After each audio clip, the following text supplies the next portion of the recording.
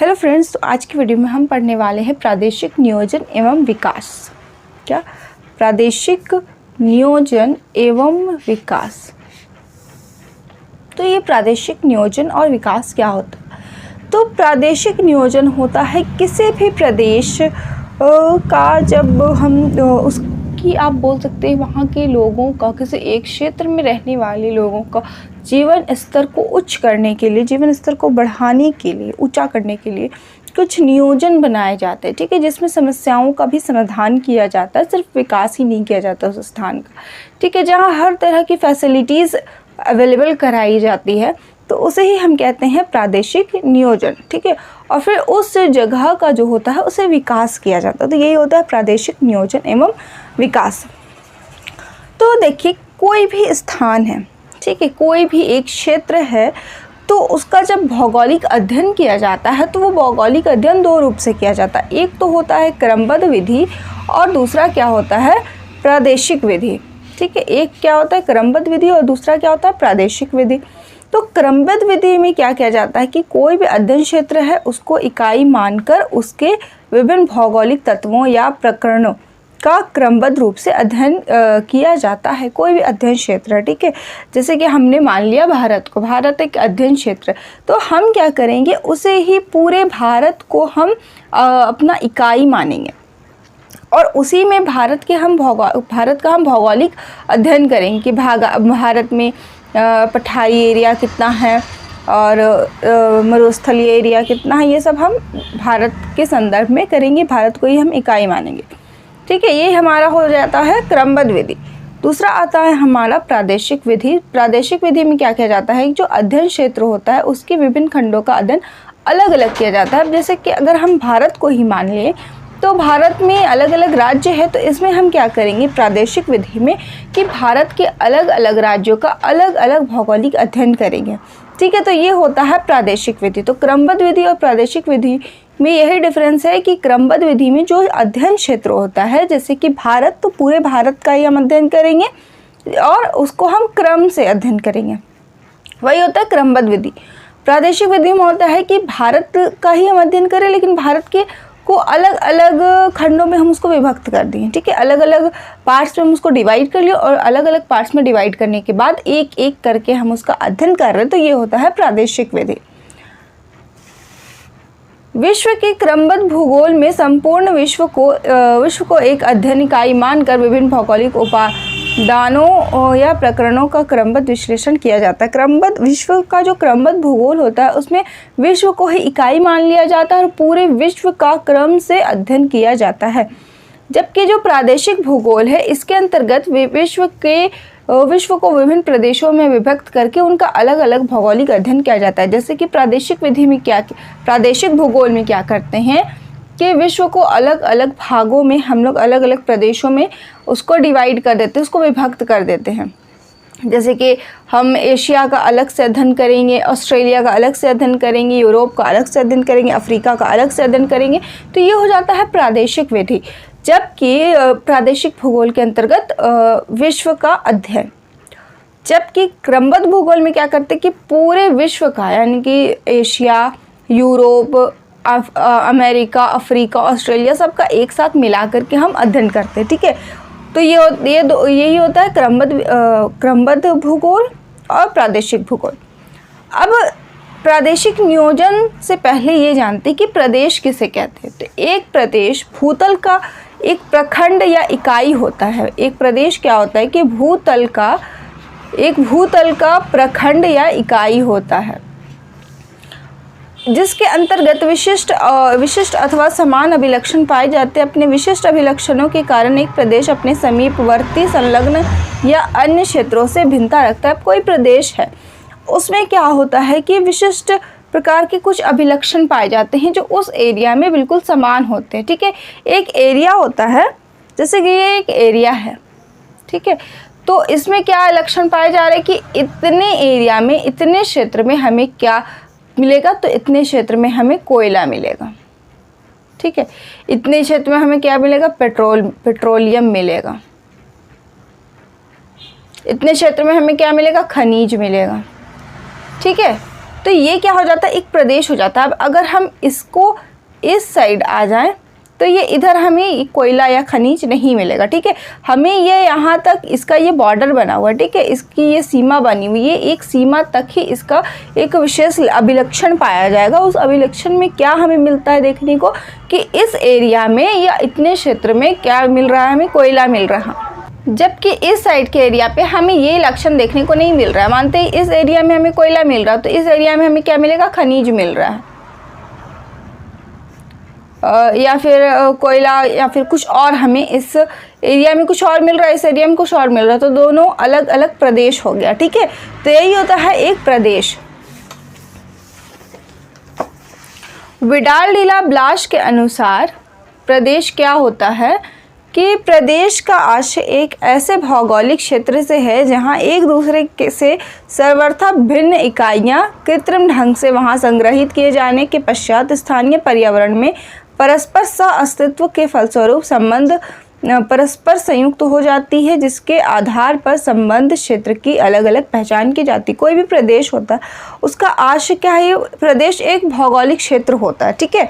प्रदेश क्या होता है, एक भौगोलिक क्षेत्र होता है, प्रदेश एक भौगोलिक क्षेत्र होता है।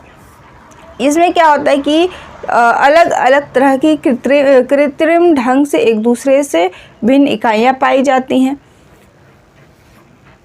उसके बाद रिचर्ड हार्टसोन क्या कहते हैं कि प्रदेश एक ऐसा क्षेत्र होता है जिसकी विशिष्ट स्थिति होती है, जो किसी प्रकार से अन्य क्षेत्रों से भिन्न होता है और जो उतनी ही दूरी तक फैला होता है जितनी दूरी तक वह भिन्नता पाई जाती है। कि रिचर्ड हार्टसोन का क्या कहना है कि प्रदेश कैसा एक ऐसा क्षेत्र है जिसमें एक अलग स्थिति पाई जाती है। प्रदेश क्या है, एक ऐसा क्षेत्र है जिसकी एक अपनी विशिष्ट स्थिति होती है और वो बाकी क्षेत्रों से अलग होता है, ठीक है।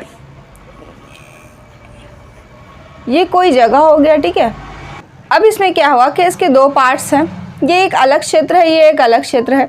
तो ये क्षेत्र जो है वो इस क्षेत्र से बिल्कुल अलग होगा, ठीक है। ये दोनों क्षेत्र बिल्कुल एक दूसरे से अलग होंगे, भिन्न होंगे, ठीक है। तो जो इसमें विशेषता पाई जा रही वो इस विशेषता इसमें नहीं पाई जाएगी।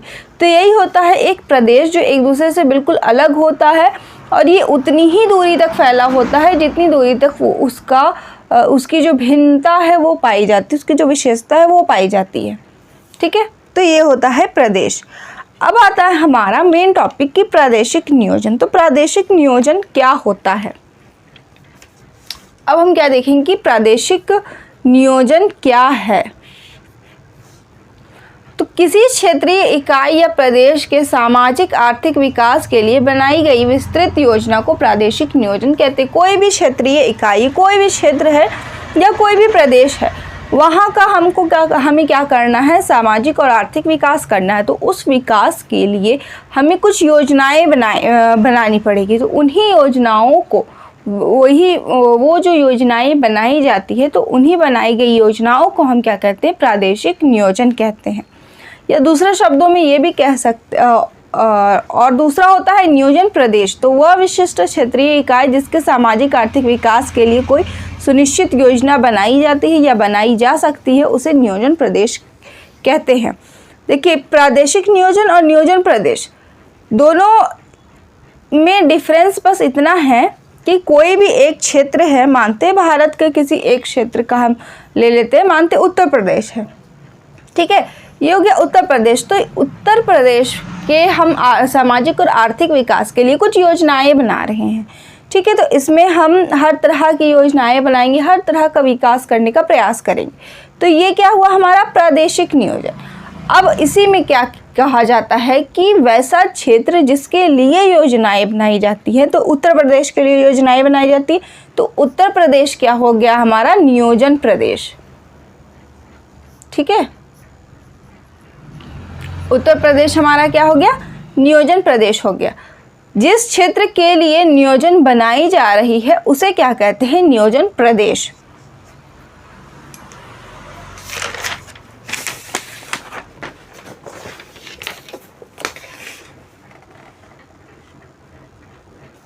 अब अलग अलग विद्वानों ने अपने तरीके से अलग अलग परिभाषाएं दी हैं प्रादेशिक नियोजन की कि प्रादेशिक नियोजन क्या होता है। तो लेविस मम्फोर्ड क्या कहते हैं कि प्रदेशों का क्रमबद्ध विकास और अन्य प्रदेशों से इसकी भली प्रकार संयोजन प्रादेशिक नियोजन का कार्य। लेविस मम्फोर्ड क्या कहते हैं कि प्रादेशिक नियोजन का क्या कार्य है, तो जो प्रदेशों का क्रमबद्ध विकास करता है और बाकी प्रदेशों से इसका जो संयोजन है वो अच्छा करता है, यानी कि इसका विकास करता है। कोई भी एक प्रदेश है तो उसका विकास करना बाकी प्रदेशों के मुकाबले उसका विकास, क्रमबद्ध विकास करना, यही क्या कहलाता है, प्रादेशिक नियोजन। ये कहना है लेविस मम्फोर्ड का। उसके बाद आता है फ्रीडमैन। तो फ्रीडमैन का क्या कहना है?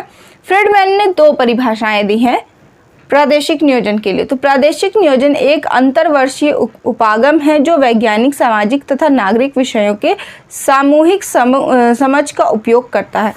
फ्रीडमैन का क्या कहना है कि जो प्रादेशिक नियोजन है वो अंतर्विषयी उपागम है, ठीक है, जो क्या करता है कि किसी भी क्षेत्र का जो वैज्ञानिक, सामाजिक और नागरिक विषय है उसका सामूहिक समझ का उपयोग करता है। उसका मतलब ये हुआ कि प्रादेशिक नियोजन क्या करता है कि कोई भी एक प्रदेश है तो वहाँ समझता है कि यहाँ की सामाजिक स्थिति क्या है, यहाँ के लोग किस प्रकार के हैं, यहाँ का वैज्ञानिक स्थिति क्या है, उसके बाद ही क्या होता है कि प्रादेशिक नियोजन बनाया जाता है कि यहाँ किस प्रकार का नियोजन करना पड़ेगा, ठीक है, यहाँ किस प्रकार का नियोजन करना चाहिए। तो ये कहना है फ्रीडमैन का।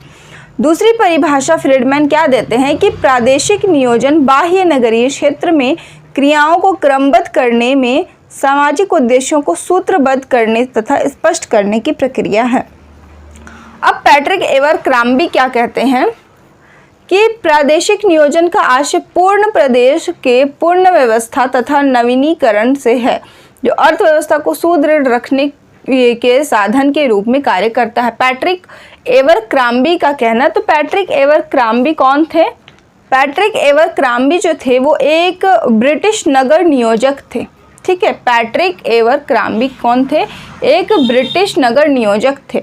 तो इनका ये कहना था कि प्रादेशिक नियोजन क्या होता है, तो ये जो एक प्रदेश होता है तो उस पूरे प्रदेश का पुनर्व्यवस्था करता है, पुनर्व्यवस्थापन करता है, उसको फिर से बनाता है। प्रदेश बना हुआ है लेकिन उसका विकास नहीं है, अभी वो बहुत ही नीचे की स्थिति में चल रहा है, बहुत ही नीचे की अवस्था में। अब उसको क्या करना है कि हम उसको फिर से बना रहे हैं, उसमें नए खुद से उसका शहरीकरण कर रहे हैं, नगरीकरण कर रहे हैं। उसमें क्या होता है, इसका नवीनीकरण किया जाता है।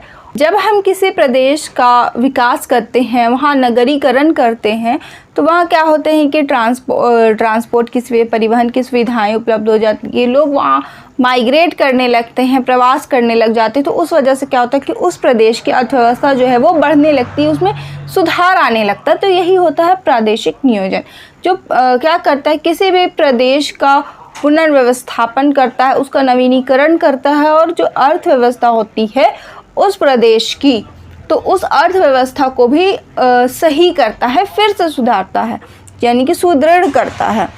BLS प्रकाश राव, ये कौन थे? तो ये एक भारतीय अर्थशास्त्री थे, BLS प्रकाश राव। BLS प्रकाश राव कौन थे? एक भारतीय अर्थशास्त्री थे। तो इनका क्या कहना है कि प्रादेशिक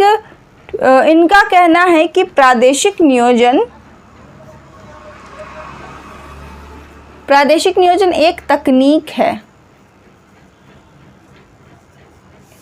BLS प्रकाश राव का कहना है कि प्रादेशिक नियोजन एक तकनीक है जो उपराष्ट्रीय क्षेत्रों की संभाव्यता का आकलन करती है और संपूर्ण राष्ट्र के सर्वोत्तम लाभ के निमित्त उन्हें विकसित करती है।